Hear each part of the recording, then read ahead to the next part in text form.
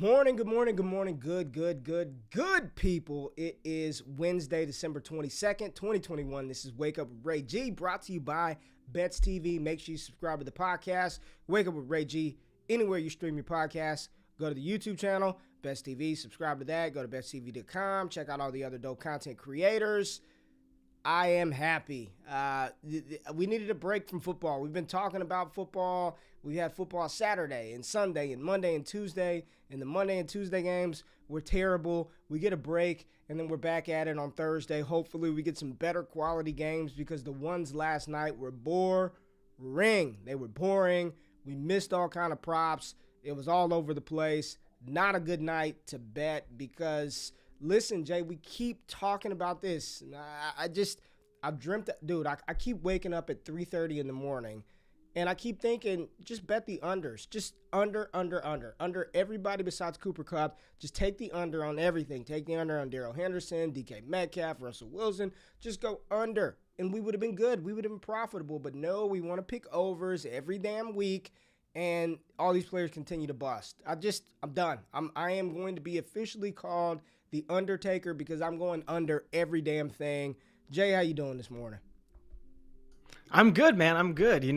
It's crazy because I had optimism. I thought, the Rams in Seattle, they're pretty good. They can maybe put it together. But no, they couldn't do it. And you look at Philly and Washington, you're like, oh, Philly, we'll see. Jalen Hurts coming back, Devontae Smith, Dallas Goedert, who had a great game, Miles Sanders, who had a great game. But Washington, no quarterback. Half the team's got COVID. It's just, I don't know what it is, man. I don't know if it's COVID. I don't know whether to blame these teams, these GMs. These guys had, 8, 9 days to prepare for this game. I get they don't have all their players, but even the players who are there are still playing bad. Like DK Metcalf playing bad. Terry McLaurin, I guess he didn't have a quarterback, not playing well. Freddie Swain had a decent game, but outside of that, the guys that were supposed to show up just didn't. Unless your name is Cooper Kupp, you did not show up yesterday. It's just brutal. It's brutal, man. Crazy. These NFC West matchups should be a lot better than what we're seeing right now. I don't get it, man. They are not showing up. I mean, the Rams versus the Seahawks was boring. The football team versus the Eagles started off extremely boring. And unless you had Dallas Goedert or Jalen Hurts or Miles Sanders, I mean, and we were trying to guess which running back was going to get the work. We missed all of it. So we got a lot to get into. So quick news and notes. Leonard Fournette likely headed to IR, so pick up Ronald Jones, Keyshawn Vaughn. Tampa Bay Buccaneers are signing Le'Veon Bell. I thought he was going to fight against Jake Paul, but I guess he's going to give it another go. And maybe we've got Le'Veon. Lombardi, playoff Lev. We'll see how that plays out. What'd you say? Stop it, playoff Lev, Lombardi. We had Lombardi Lenny. What's funny to me, right, is now they have. Remember, there was Ben, Brown, and Bell. Now we got Brady, Brady, Bell, and Brown, Brady, which is Bell, interesting. and Brown. The triple B's back together again. The triple just a different B's B. are back in the building, and I'm not talking LeVar Ball. So Bell, Brown, and Brady. We'll see how that plays out. But no, make sure you get Ronald Jones, Keyshawn Vaughn for the stretch. Cole Beasley, his unvaccinated ass, has to sit out 10 days, and he was not happy about it. Tyreek Hill lands on the COVID list. At this point, man, it's just a war of attrition. Who's got the most players left standing for your fantasy playoffs? These are the semifinal matchups this week. We've got one more left. I don't know about you, Jay, but my fantasy season is almost over. I think I'm still alive in 3 or 4 leagues. And of those 3 or 4, only 2 of them I've got a real shot at winning. How are yours shaping up? I think I honestly only have one. I had one team. I a couple teams, really get decimated by injuries this year. And, it's just the way it's been all year. You think you got a shot. You got a few guys. Oh, I got A.J. Brown. I'm good. He's out the whole season. Oh, Christian McCaffrey. He's gone, Yep. The amount of injuries we've seen this season, you thought you had a good team, and you just didn't. Unless you had Jonathan Taylor or Cooper Kupp, you're probably struggling to get by week after Straight week. up. Even, the Deebo Samuel owners, they had some good weeks, but he's missed some time too. So, honestly, man, it's you could probably name 5 guys outside of the quarterbacks who've been really good this year. If you don't got one of those 5 guys, I don't think you have a chance in hell at winning the fantasy playoffs this year. So GMP, I'm going to just call him GMP, Gato Movie Productions. We talked about this. Was it yesterday, Jay? We talked about this. A little bit, yeah. Human nature. We are naturally optimistic people. That's just life. Everybody wants to look for best case scenario, so we rush to hit the overs on a lot of these props.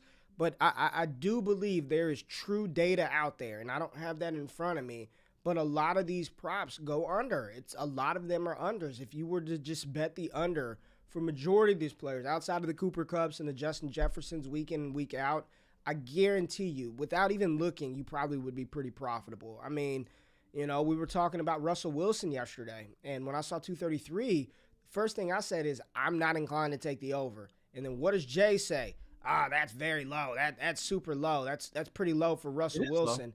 Low. Yeah. We got to go unders. We are going to be the Undertakers next. We might change the damn show to the Undertakers and just find lines that are favorable, and we just take the under.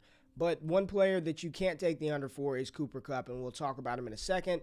But one last piece of big news that dropped off yesterday from the college football world, Jahmyr Gibbs, a talented running back, formerly of Georgia Tech University, has entered the transfer portal, and he has decided to sign with Alabama. I just need to tell y'all right now, this is huge news that is going to have big ramifications for the Alabama football team next year.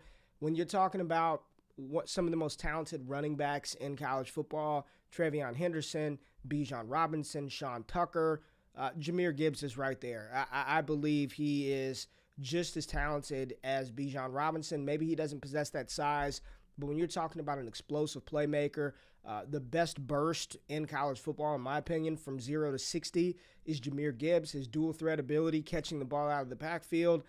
We are going to see a Kenneth Walker type rise out of Jahmyr Gibbs in 2022 on steroids. I mean, exactly what happened with Kenneth Walker at Michigan State. We're going to see Jahmyr Gibbs be able to showcase his talents to the college football world on the best team in college football.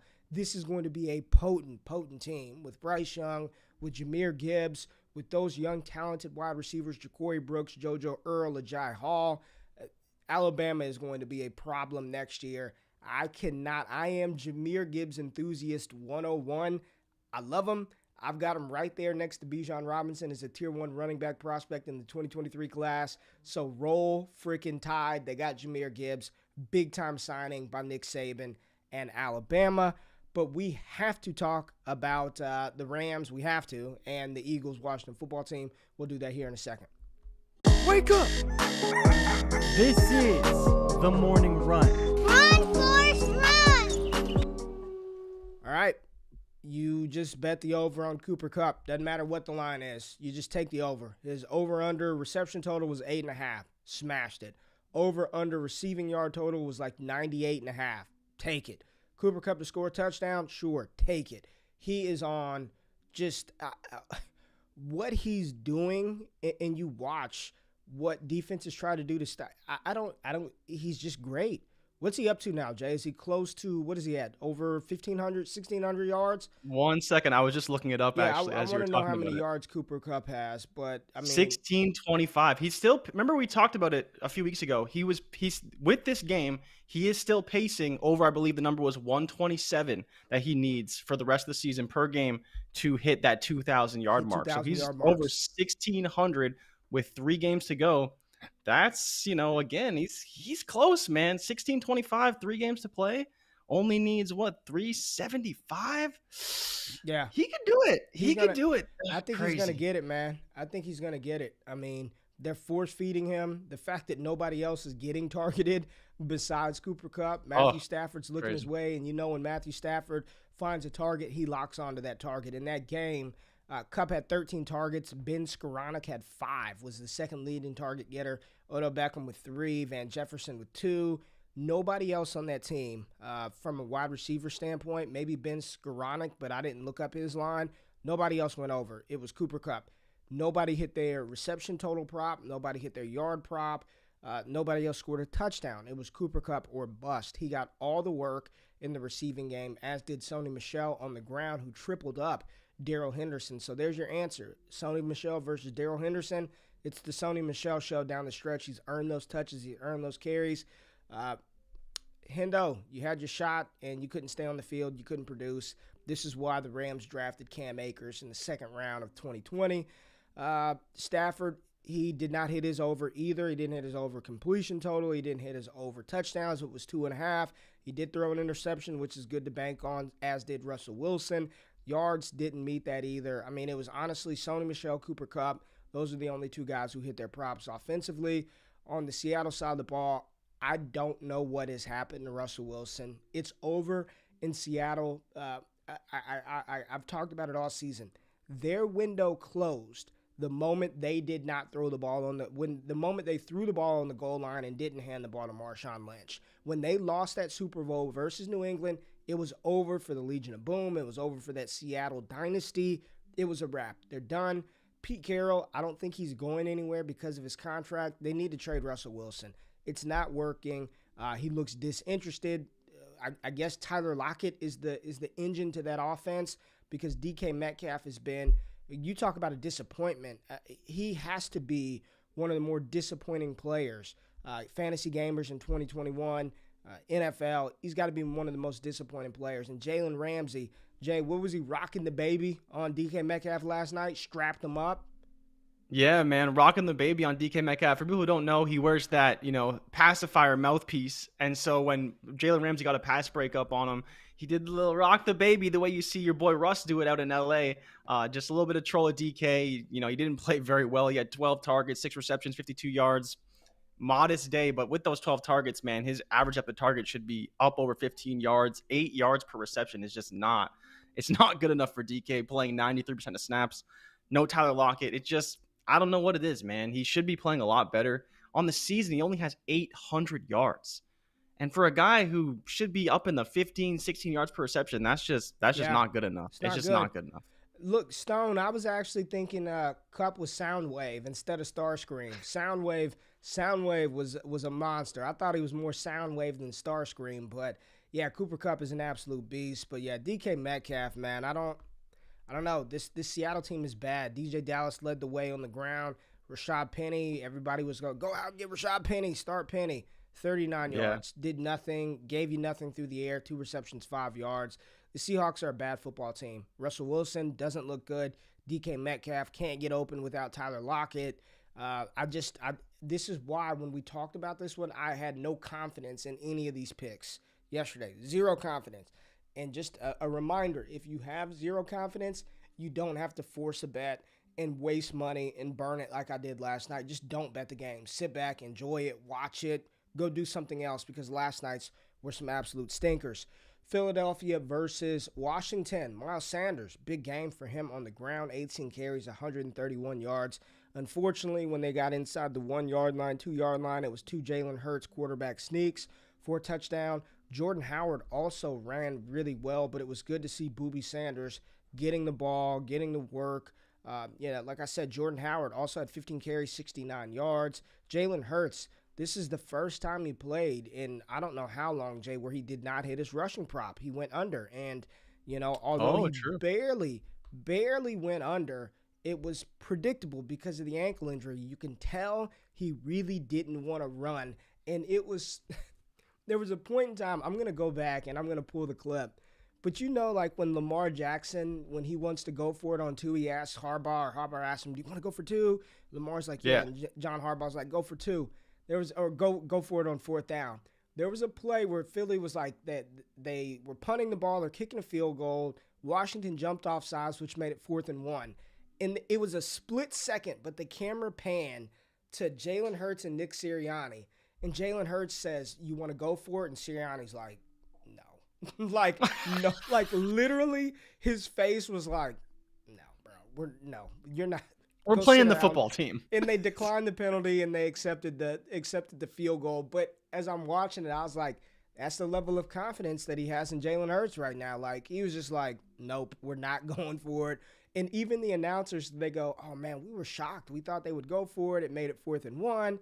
Sirianni straight up was like, no, we're not going for it, accept the penalty. But Jalen Hurts last night, I thought he played well. And we were talking pre-show. Was it Jalen Hurts or was it Washington?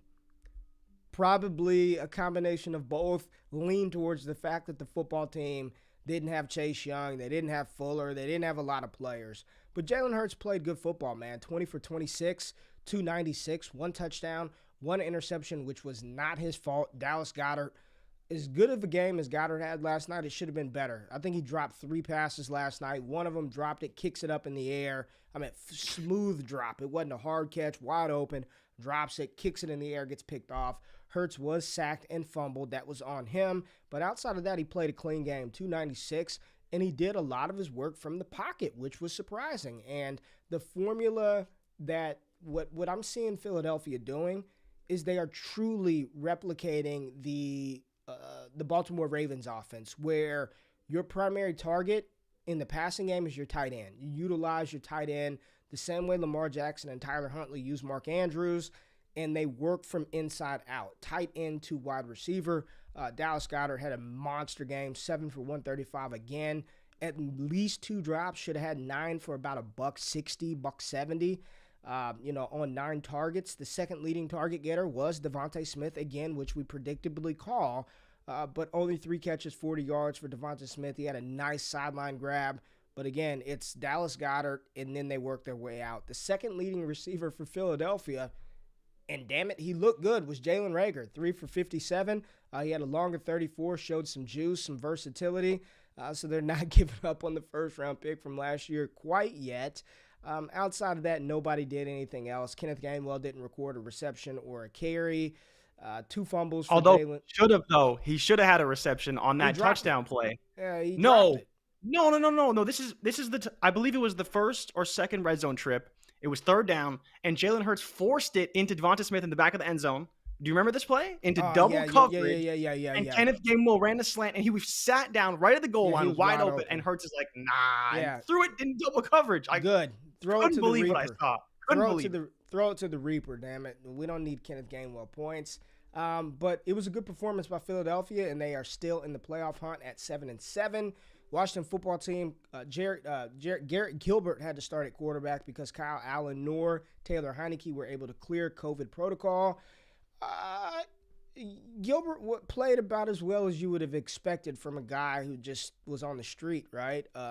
3rd-string quarterback, 20 for 31, 194, no touchdowns, no interceptions. Antonio Gibson, nada on the ground. Again, I'm just not there with Antonio Gibson. I know everybody. Yeah. And Jay, I've been saying it, man. I'm not there. I don't think he's some elite running back in the NFL. He's got elite size and not speed. Looking good. It's not looking good for him. He's not even catching passes, which is supposed to be the bread and butter. It's very odd. He caught 6 last night, but I'm just not there on Antonio Gibson. Nobody else did anything on the ground. Terry McLaurin, ever since, I'm sorry. Everybody out there that has Terry McLaurin in fantasy, I am still sorry. From the moment that I proclaimed him a top 5 wide receiver, he's been god-awful ever since. Led the team in receiving with 51 yards, and that was due to a 46-yard reception. So outside of that one grab, he had another catch for a measly couple of yards. He did nothing. Gibson led the way with 6 receptions, and he had 39 yards on those 6 receptions. But that was really it, man. It was Garrett Gilbert, a hobbled Jalen Hurts. Tuesday night football. My wife kept saying, like, is there more football on? There's football, like, yeah, I wasn't a fan, man. Like, it was fun having games on, but get that shit done on Mondays, Saturdays, Sundays. I don't need it on Tuesdays. It ruins the flow of everything else. Not a lot to write home about this one. Washington should be out of it now at 6-8. I don't believe they have a shot to win the division anymore. It's over for the football team, so they probably just need to lose out to have a better draft pick. But anything else from that game you want to touch on, man? These were 2 no bets, and I ended up putting bets in and lost, because just trying to force some shit to happen, and it wasn't there, man. Yeah, so one takeaway I do want to take from both these games actually is can we get some of these 7 o'clock starts on Monday nights and even Sunday nights? Because let me tell you, these games are over by like 9:30, 10 o'clock. I was ecstatic, man. We talk about JJ Zachariason, shout out to him, his East Coast dads. We're hurting on these 8:30, 9 o'clock starts, man. Yeah, man. Give me some 7 o'clock starts so I can do some work after. I can relax. Yeah. I don't need to be going to bed at midnight, 1 o'clock because a game runs late.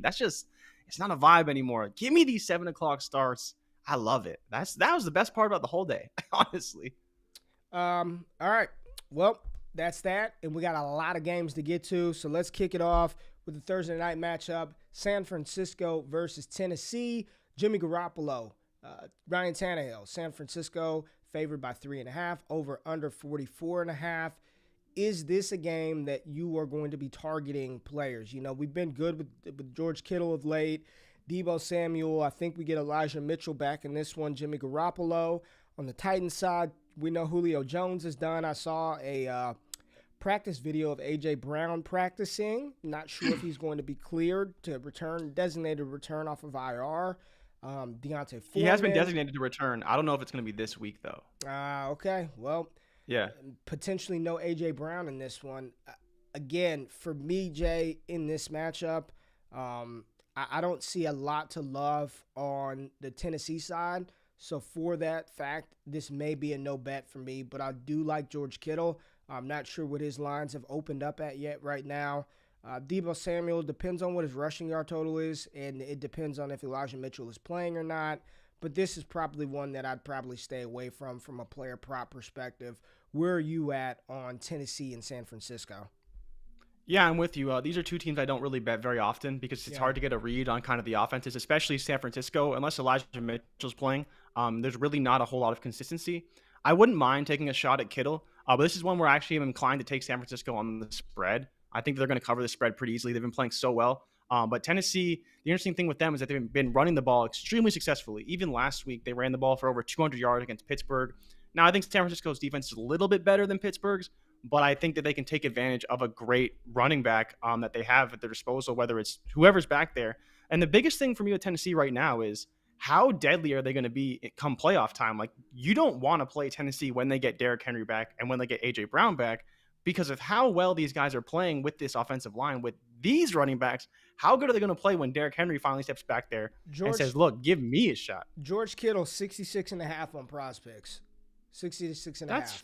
That's fine. My only fear is, like, I could see this game literally being an 80 carry affair between the two teams. Yeah. Like, I could just see it being a lot of back and forth. So Jimmy G not doing a whole lot, and Ryan Tannehill trying to not throw interceptions and fumble the ball. Yeah, I'm not sure. A lot of the lines have not opened up yet. I see Jimmy Garoppolo at 230.5, Tannehill at 199.5.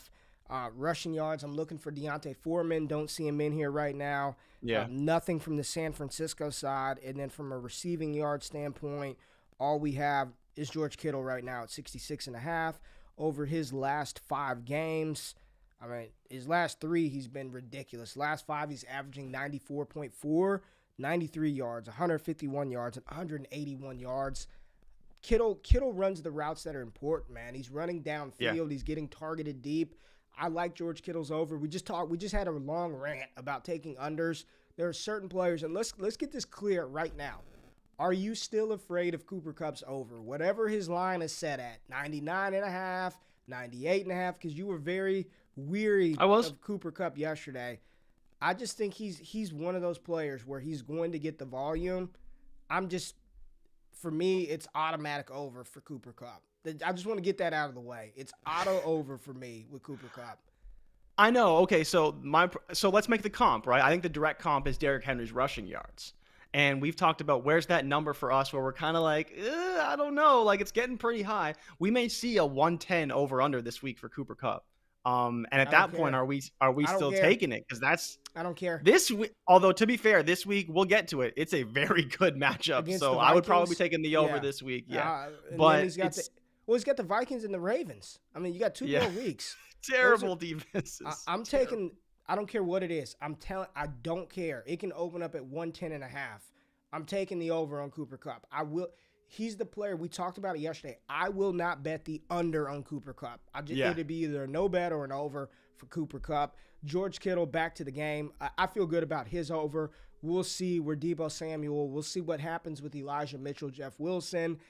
Right now, I don't feel good about anybody on the Tennessee side of the ball. Nobody. Ryan Tannehill under is what I'm looking at. And the fact that it's 199, that's so low in the NFL. That's such a low number. But with no A.J. Brown, no Julio Jones, we're looking at Nick Westbrook-Akina and Chester Rogers.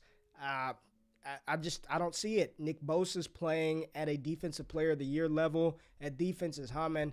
I'd probably leave Ryan Tannehill alone. So we'll see how those lines unfold throughout the day and throughout the rest of throughout Thursday. But right now, not really feeling anybody on Tennessee's side of the ball. I would move on. And we just talked about Cooper Kupp. We've got the Rams versus the Vikings. 2 Vikings, 1 Kupp. What an interesting tagline you have here, Jay. Those that know, they know, and those that know probably wish they did not know what that means. 2 Vikings, 1 Kupp. The Rams -3 over under 49. 2 of the best receivers in the NFL. Are these the 2 top receivers in the NFL, Cooper Kupp and Justin Jefferson? I think so. And, I think so. Yeah. Again, no lines out for either of these players right now.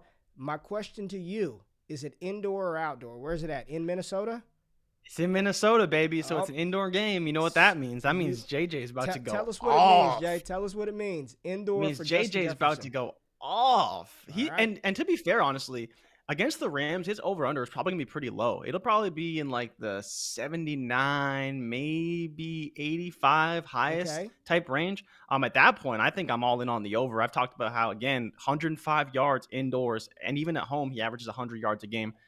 Indoors, Justin Jefferson is unreal. I don't know why he's only good indoors, but he's good indoors. Yeah. So for me, I'm taking the over on his whatever his yardage is. If you want to take the over with Kupp, maybe get a little game stack going. Maybe we throw some Dalvin Cook in there, hoping he goes over 90 yards. I'm liking this. I also think I'm curious, though, what are your thoughts on the Rams to actually win this game? Because that's the only thing I'm kind of like, I don't know. Can the Rams win this game by 3 points? I don't know if they can. I really don't. Are you being funny right now, or can they win by 3? Yeah. Can they? I don't know, man. They didn't play very good against Seattle, and they were at home. Now they're playing in Minnesota. The Rams are tricky, man. And to be fair, the defense in Minnesota is not good. It's not. But you talk about 2 electric receivers that are going to move the ball. And Dalvin Cook is going to do damage on LA. Like, let's not get it twisted. He's going to be heavily involved as well. Yeah. So even though Kirk Cousins is not good, I think you have 1 Kupp and you have 2 Vikings who are going to be moving the ball. 1 versus 2, maybe I'd be inclined to take the Vikings in this game. Man, so yeah. Stop. You never know. Stop. You never know. I don't know, Evan, because it's Jay. Evan, sometimes I get things mixed up, It's just flip them, look it up. He did 9 things. One day he will do his job the right way and get the graphics right. It doesn't make sense either. It does not make sense. It should say -+. But come on, man. We all make mistakes, and Jay just happens to make more than any other producer in the history of internet radio. Washington football team versus the Dallas Cowboys. The Cowboys are favored by 10.5 in this one. Yay. Dallas -494 on the money line, over under 47. Terry McLaurin, CeeDee Lamb.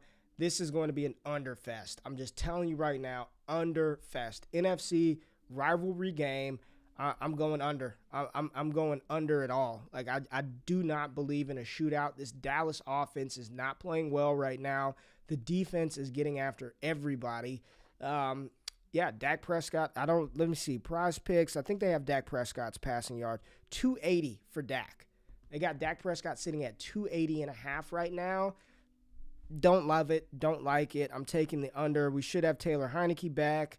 There's nothing for Heineke right now. Rushing yards, nothing for anybody in this game. Receiving yards, nothing for anybody in this game. But just be ready, because Dak under, Taylor Heineke under, Terry McLaurin under, CeeDee Lamb under, Amari Cooper under, Michael Gallup over, Dalton Schultz over, but all the other big name stars under. Zeke Elliott under. This is going to be an underfest in this matchup. Dallas, they've got to get it together offensively, and to be favored by 10.5 in this one. I know what we just did to Washington a couple of weeks ago, but majority of that was because of the defense. I think the defense is going to have another big game versus this team, and because that defense is going to stop and prohibit the offense from the football team from moving the ball, I just don't think this is a game that sets up is going to be conducive to a lot of points. So Be interested to see what these wide receivers open up at because they're always right around each other. They're CeeDee Lamb 65.5, Amari Cooper 57.5, Michael Gallup 48.5. I don't want any of those guys. I don't want Zeke over, none of it. Under. Washington football team versus the Dallas Cowboys. Now, a game that can have some sneaky shootout potential, this one right here, this AFC North Battle, the Cincinnati Bengals versus the potentially Lamar Jackson-led Ravens. Baltimore led us on to believe that Lamar Jackson actually had a shot to play last week, and if he's dealing with high ankle sprain, there was no way he was coming back in a week. I know Tyler Huntley played, admirably last week. No, he played well. Come on, he played really well. I mean, that's what I mean. He for what he was asked to do versus the Packers. I mean, he played admirably. I'm using that as a compliment, like a big time compliment. I mean, what he did with the expectations that were placed on him, you can't do anything but tip your hat to what Tyler Huntley did, almost leading Baltimore in a comeback victory over the number 1 seed Green Bay Packers. But was that blip or trend? Can he continue that if Lamar Jackson is out? Does Lamar Jackson try to give it a go at less than 100% full strength? Listen, the last time these two teams faced, Joe Burrow had a good game. Jamar Chase went for over 200 yards, I believe, abused Marlon Humphrey, who's not in this game. The Ravens' defense is not good. They were almost exploited multiple times by additional wide receivers versus Green Bay. I think this is one where once the lines, right now, Jamar Chase, we do have some lines on this one, so let's go through this. Jamar Chase over 65.5 receiving yards. T. Higgins 57.5 receiving yards. So we've got those two lines, and Joe Burrow over 245.5. Those seem like good lines, Jay. For me, those seem like good overs for all three of those players. Burrow, Higgins, Chase. What do you think? What's your thinking about this game? This is one that I will target some overs in this matchup, Baltimore versus Cincinnati. Yeah, no, I think you are right on the right track. Last game, Burrow had 416 yards and 3 touchdowns. You talked about how Chase went over 200, had a touchdown. Another guy who had a surprisingly good game was C.J. Uzomah, had 91 yards and 2 touchdowns on only 3 receptions. But yeah, Higgins had 62 yards. Boyd had 39. I think you're right on track. We're going to see what happens with Lamar Jackson. He did say in a quote yesterday that he's hopeful to practice today. So we'll see if he does practice. I think if he practices today, that's a really good veterans coming back on a Wednesday is a very good indication that they're going to play in the game. And I think Lamar, everything we've seen from him so far is he's going to play as much as he can. If he's hurt, if he's banged up, he's going to try and give it a go. And I think the important thing for the Ravens is that if they do need to go to Tyler Huntley for any reason, they're going to be more than comfortable to do that. But to your point, the Ravens have the worst pass defense in all of the NFL. Dude, it's going to be a bloodbath. Mark Andrews, 58.5 yards. That's what Mark Andrews' line has opened up at. And he's been, I mean, honestly, this is he's averaging over his last 5, 87.5. Coming off of 2 back-to-back 100-yard games. Before that, 50, 65, 73.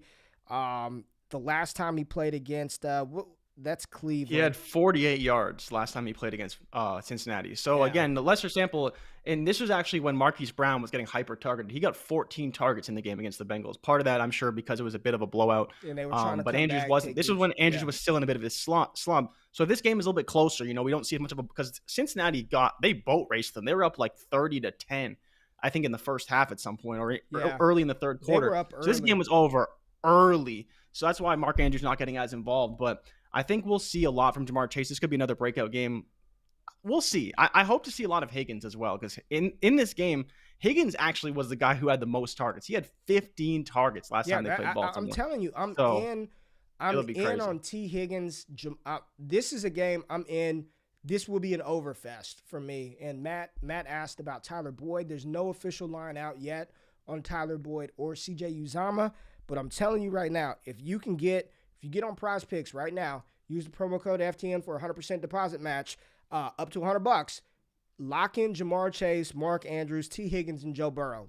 I'm fine with those 4 because the game script, these are 2 defenses that have both been struggling. I know Cincinnati's played well this year, but both of these defenses are struggling. We know Baltimore is one of the worst against the pass. No Marlon Humphrey.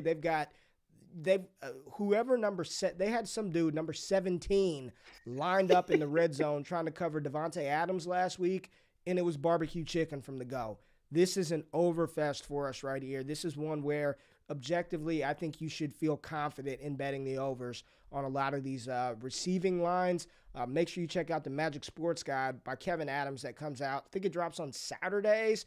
Dude has been Usually money, Saturdays, man. He does Sunday his morning research. updates.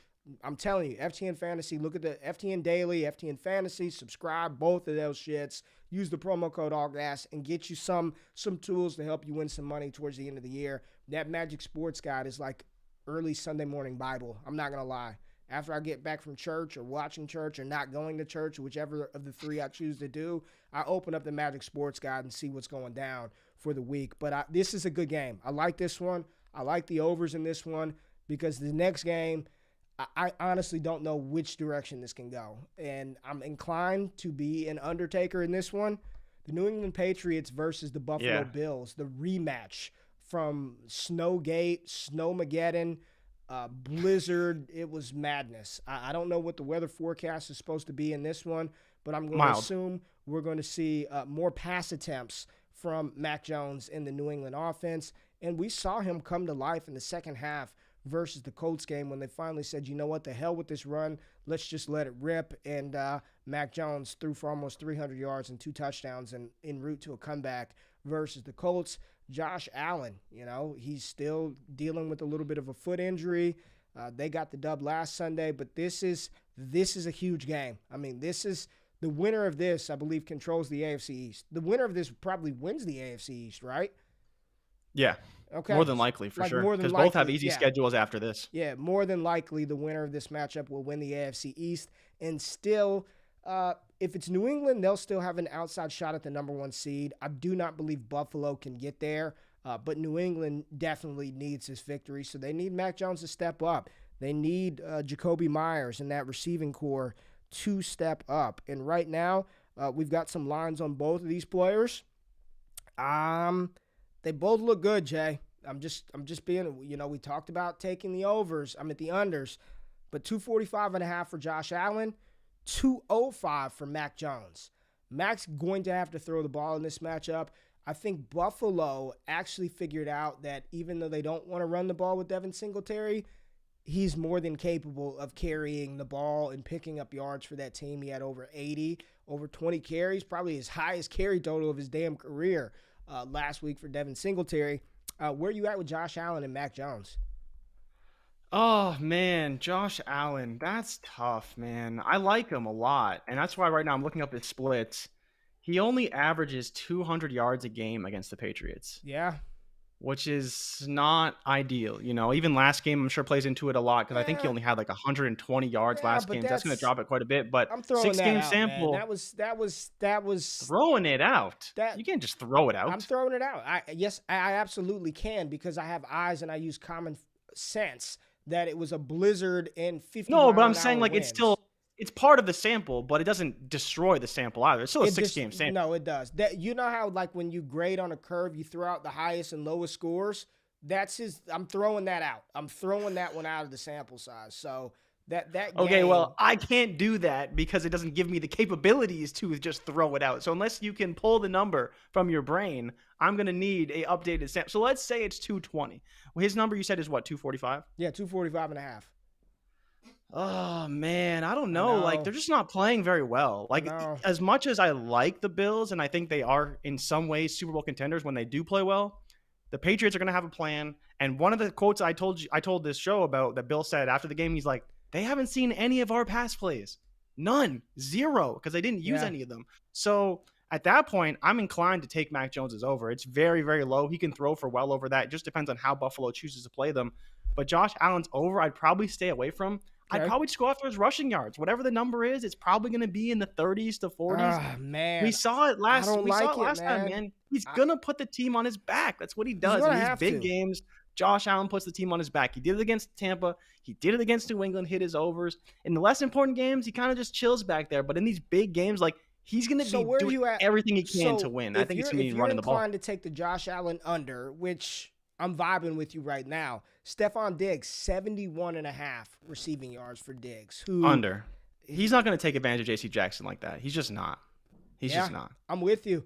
I'm under. Now, to be fair, no Cole Beasley. There's no Cole But do we have a Beasley. Gabe Davis line? Because that's the line we want to target, No right? Gabe Davis With no right Cole now. Beasley, No Davis Gabe is the guy you want to target. No Dawson Knox. Yeah. If you're gonna, I'm with you. I think Stephon Diggs under. I'd be interested to see what Gabe Davis opens up at. Probably 43.5. Dawson Knox. 47.5 for Dawson Knox. If that, it could be lower than that. And then it's, do we want to target a Sanders if his line is low enough, right? Because he may be heavily involved. Nope. He could be involved. Nope. Don't want to. So then, but there's no line for Singletary. Singletary's line will be low, but it'll probably still be too high to take, even if it's in the 40s. I still don't think I'd go Gabe after Davis is the one. I think Gabe Davis would be the one. Let's wait for a Gabe Davis line, but we don't have to wait. I like Mac Jones over. I don't know who the hell is going to catch the ball because Jacoby Myers' line is only 43.5. He changed that. We didn't really talk about that game. Jacoby Myers changed that game versus Indianapolis. If you go back, rewind to last Saturday, Mac Jones throws a 35-yard dime in the bucket. Jacoby Myers drops the ball on third down. You know what happens right after that? New England gets a punt blocked for a touchdown. Complete game changer for New England. Like, Jacoby Myers dropped multiple passes. And the crazy thing about Myers, Jay, off the line, he throws his damn hand up in the air like he's Randy fucking Moss, right? He's off the line. Throw it to me. Mac throws it. Do I got a football in here? He drops it right in the breadbasket, and he just drops the ball. Then it's punt, blood. Yeah, just it hits the ground. He's got a stupid-ass nose ring in, drops the ball because he has a nose ring. They get the punt blocked, and the game is the momentum is flipped. So I say all that to say I'm done with Jacoby Myers. I'm not betting anything for him. So, no. Mac Jones over. Right now I'm looking at Josh Allen's under, Stephon Diggs under, and I do want to see what Gabe Davis's line opens up at because I think that's the exploitable matchup. Josh Allen seems to be trusting him a little bit more. Bill Belichick. Do you have any confidence in a rushing line? Because I think that's another one. We saw how successful they were last week. Or not last week, last matchup. Do you have any trust in a rushing line for whether Josh it's Damian Allen, Harris or yes. Ramondre Stevenson? Didn't Josh Allen go for a hundo versus New England last time? He ran for a lot. He ran for a lot. I think it's Josh Allen. Like, I actually feel better about his rushing yard over than I do his passing yard under. New England has been exploited on the ground. J.C. Jackson will be on Stephon Diggs. Kyle Duggar will be back from his ejection. This is a game where I think New England needs it. New England needs this. I think they're going to let Mac Jones rip it. Like, you know what, kid? We're at the end of the season. It's week 16. Let's go. Like, they've got to lay off the first and second down runs. Just let them rip it. Play action, Hunter Henry. Play action, Kendrick Bourne. Hopefully they get Nelson Aguilar back. N'Keal Harry, hopefully they get him back. And dear God, hopefully they draft a wide receiver in 2022 because these pass catchers they are replacement level players across the board. Jacoby Myers, average wide receiver. Jacoby Myers on Dallas is the fourth option, fifth option behind Dalton Schultz. Nelson Aguilar, nobody wants him. Kendrick Bourne, they're just bad. They're just bad. Bad. But I think we can exploit something in that matchup. Now we see the Colts versus the Cardinals. Jay, I'm telling you right now, I like the Colts. Even with Carson Wince, Wentz, I like the Colts. I don't think Arizona has anything for Jonathan Taylor. Do you know what his line opened up at on Prize Picks? 120 probably. Do you know? I'm going to ask you one more time. Do you know what Jonathan Taylor's Prize Pick line is? Don't look it up. What do you think it is? I said 120. 89.5 rushing yards. What? 89.5 rushing yards. Did Carolina get good on defense? Did I miss something here? Arizona. Like, what? Arizona. Arizona has one of the worst rushing defenses in the NFL. How is it so low? 89.5 rushing yards. This is the lock of the week. Like, whoa. JT, if you just want chalk this week, just go JT, George Kittle, and Cooper Kupp. Just go a three pick power play, put a couple of units on it. 89.5 is banana land. It is cuckoo for Cocoa Puffs. I'm going to lock this in today. Even though I don't have a full slate of players, this line, I guarantee you, Come Sunday morning, it'll be 94.5, 95.5 for Jonathan Taylor. 89.5 yards for JT versus Arizona. And I don't know, maybe they're getting J.J. Watt back. Maybe Isaiah Simmons is actually going to play like a first-round pick. Maybe they think Budda Baker is going to stop Jonathan Taylor. The Colts may not throw the ball 25 times. They literally may just pound it to death with Jonathan Taylor. Did we not just see Craig Reynolds do work versus this Arizona defense? Craig Reynolds, JT 89.5, lock it up. That's it, Jay. I mean, I don't know what else to say about this one. I mean, I'm all in on Jonathan Taylor this week. Yeah, man. You got to take that. And I'm with you, man. Colts money line all day long. I don't see a way Arizona wins this game. They're playing terrible You're not getting football. any juice here with the Colts at minus 106. Well, I'm saying it'll move though. It'll move. It'll go the Colts direction. This game will be Colts favored by 1.5 probably by the time kickoff actually comes. It's all about JT. He's gone over that number in 5 of his last 6 games. The only game he didn't was against Tampa when they stopped running the ball, and he only had 16 carries. He's going to go over 100. It's just what he does. The volume has been tremendous for him. Keeping the ball out of Wentz's hands is an essential part of how they win football games. Jonathan Taylor is going to get the work. 89.5 is just way too low. So what are your thoughts? Too low. So they've got a couple on this one. For some reason, a lot of these lines are out. Kyler Murray, 245.5. Mac just went for 299. My issue is I just don't trust Arizona, man. I don't trust the offense. And Hopkins is still hobbled. So you're Hopkins looking is at out. Kirk He's not and even AJ Green. Hopkins is out. Rondell Moore doesn't run deep. I mean, it's literally Ertz, it's Kirk and AJ Green and Kirk. Kirk and AJ Green. I don't know, man. This Colts defense can get after the quarterback. We saw that. Then pressure Mac Jones. A different type of quarterback. Mac is a statue back there. Don't love Kyler's passing line. James Conner, 45.5. It's okay. It's not bad. It's okay. It's not bad. Chase Edmonds is there. True. Chase is back now. Okay, receiving yards, we've got Michael Pittman, 54.5. Christian Kirk, 55.5. I don't mind that Christian Kirk number. He gets a lot of deep targets. People who don't pay attention to Christian Kirk. I like for Kirk. A guy who was kind of the forgotten man, second round pick out of Texas A&M, unreal breakout age and advanced metrics. He's a guy who could go to a new team and really explode. So if you're a dynasty manager and you want like a savvy pickup, if you get Christian Kirk on the cheap, I believe his contract is expiring this year. Yeah, I was going to say he's a free agent, I think. I think Kirk is going to be a nice little pickup. I think he will be. Like, if you take Christian Kirk and you swap him out for Nelson Aguilar, he's a better receiver than what Nelson Aguilar is giving New England. I'm with you. If you're dynasty manager, 100%. Christian Kirk, a savvy pickup. This game, I'm looking at a lot of under. We just talked about our locks for the week. JT is, I'm telling you, lock that shit in today. 89.5 yards. You have to lock that in. Carson Wentz, 200 passing yards. I don't think they're going to let him throw it, man. Seems bold. For old Carson. Under. I feel better about his under than the 190. The 190 for Ryan Tannehill. So he's hit that once in the past 5 games, and that was the 300-yard game against Tampa. Every other game he's been under 180 yards. He's got multiple games under 130 yards. It's feast or famine with Carson Wentz. Under Carson Wentz, under Carson Wentz. I don't think Arizona's going to be on the field enough for Kyler Murray to go for 245. That's a low number. What's Kyler done his past 5? What's Kyler's passing yard totals? He's hit that quite a bit. I mean, he's averaging 260, so you may not want to – Kyler's probably a no bet. You probably don't want to play with fire with Kyler Murray.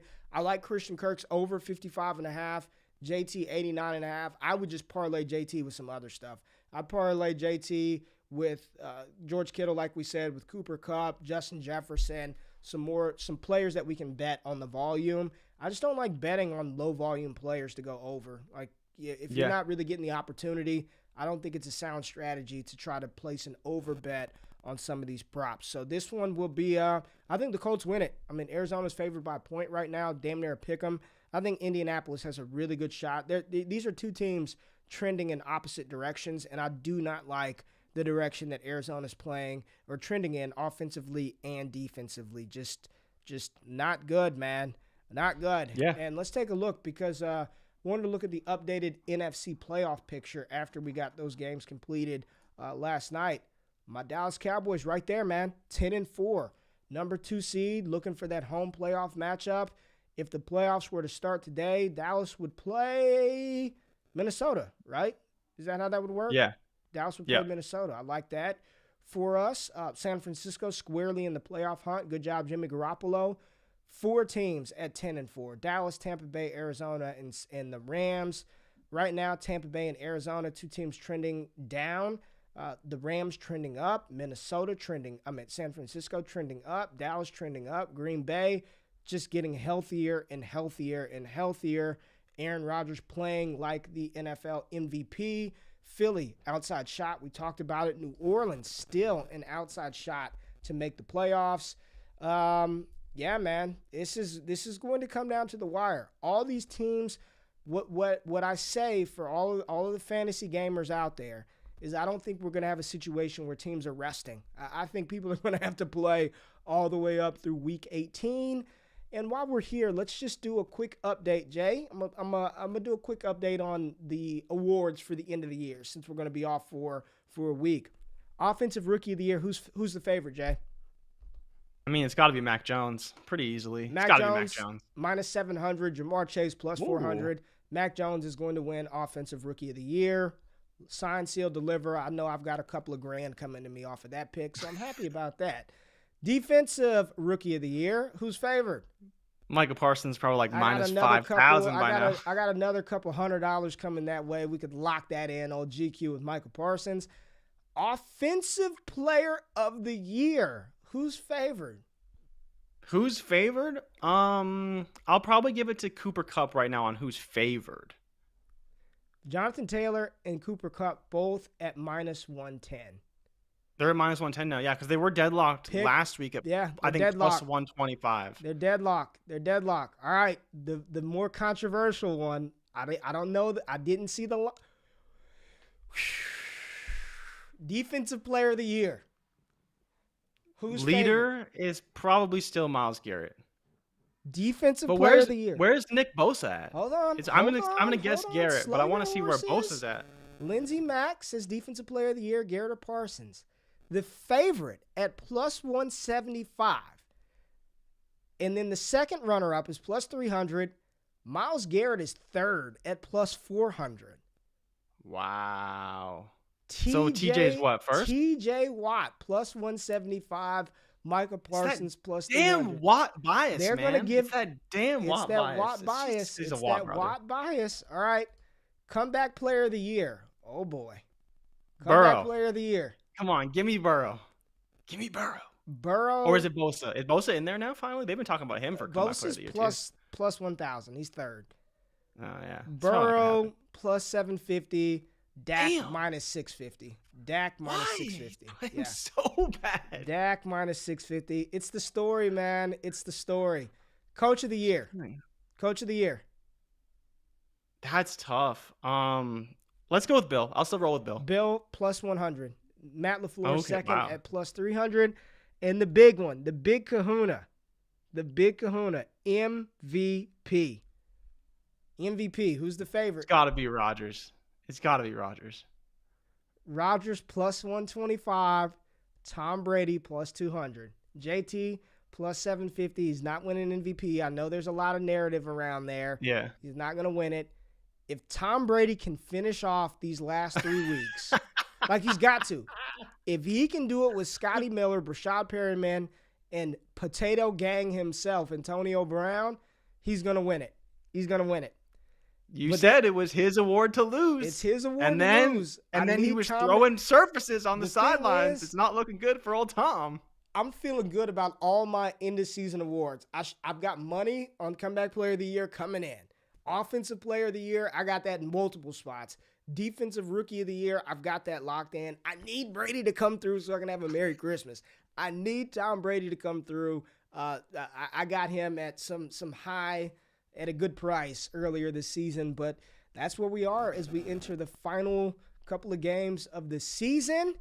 And this is the final show before Christmas. We will be off Thursday and Friday and Monday and Tuesday, and we will be back next Wednesday. We are taking a week off to regroup, refocus, get ready for the college football playoff matchups. We'll be back to talk Alabama versus Cincinnati, Michigan versus Georgia. There are other bowl games that'll be popping off around that time. We've got Declaration, Senior Bowl. GQ will be at the Senior Bowl. I got to do the show live from Mobile, Alabama, Jay, just like we did when I was we gotta in talk to the bosses about that. jungles. Get you a camera, get you a nice Ethernet cable that's super long, get you plugged in, nice direct connection. No, Bruning, not the last show of the year. Unfortunately, we have to come back and do shows next week as well. But there won't be many next week. We'll get y'all primed up. But we just want to say thank you. We appreciate everybody that taps into the show. We love you. Make sure you subscribe to the YouTube channel. Hey, follow Jordan on Twitter. Get his follower count up. Let's go. Get Jay Rich some followers on Twitter. Y'all have a very happy holiday. If you celebrate Christmas or Hanukkah or Kwanzaa, whatever it is, enjoy your family. Be safe out here in these Omicron streets. I don't want y'all getting sick. I need y'all to tap in and wake up with us. But we'll be back. We will be back on Wednesday. Jay, good show. Love y'all. We out of this thing. Merry Christmas. Happy New Year. Well, not really a Happy New Year. Merry Christmas. We out. Peace.